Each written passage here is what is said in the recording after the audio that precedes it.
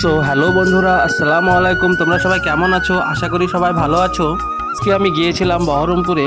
প্রথমে আমি বাড়ি থেকে গজনীপুর পর্যন্ত বাইকে গিয়েছিলাম, তারপরে অটোর জন্য অপেক্ষা করছিলাম গজনীপুরের মোড়ে। অনেকক্ষণ অপেক্ষা করার পরে অটো আসলো। অটোতেই বেশি যেতে ভালো লাগে, কারণ এতে ভিড় কম থাকে এবং পুরো খোলা থাকে, সেই জন্য বেশি ভালো লাগে যেতে।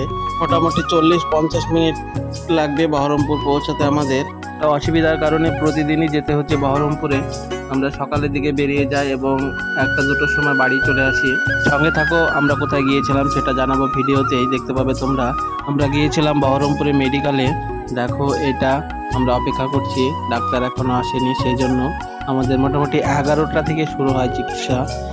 এইটা মোটামুটি ফাঁকা থাকে এই দিকটা মেডিকেলের, কারণ এখানে রোগী কম হয়। আমরা কাজ শেষে এবার বাড়ি আসছি। বহরমপুরের যে চুয়াপুর আছে, ব্রিজটা আছে, সেই ব্রিজের নিচে যে রাস্তাটা আছে, সেই রাস্তাটার ভিডিও এখানে দেখো। এটা তল দিয়ে উপর দিয়ে ব্রিজ, এইটা খুব সুন্দর জায়গা, সেই জন্য এটা একটা ভিডিও করে নিলাম একটু। দেখো, পুরো অন্ধকার ভিতরটা, তাই মনে হচ্ছে লাইট জ্বলছে। আমরা 3জন ছিলাম গাড়িতে এবং ড্রাইভার ছিল। দেখো, এটা বেরিয়ে আসলাম। এটা ভাকড়ির মোড়, দেখে তোমরা চিনতে পারছো। যারা বহরমপুরে যাও অবশ্যই বুঝতে পারবে জায়গাটা কোথায়। এখানে কিছুক্ষণ টুকটুকি দাঁড়িয়ে থাকবে প্যাসেঞ্জার নেওয়ার জন্য, বেশি প্যাসেঞ্জার হয়নি।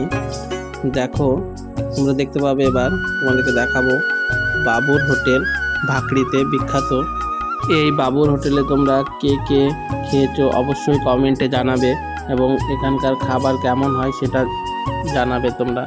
দেখো, সঙ্গে থাকো, আমি দেখাচ্ছি তোমাদেরকে, সামনেই আছে। দেখো তোমরা, এই দেখো, এইখানে দেখো বাবু মুসলিম হোটেল। কে কে খেয়েছো এখানে অবশ্যই কমেন্টে বলবে। আজকে এই পর্যন্ত।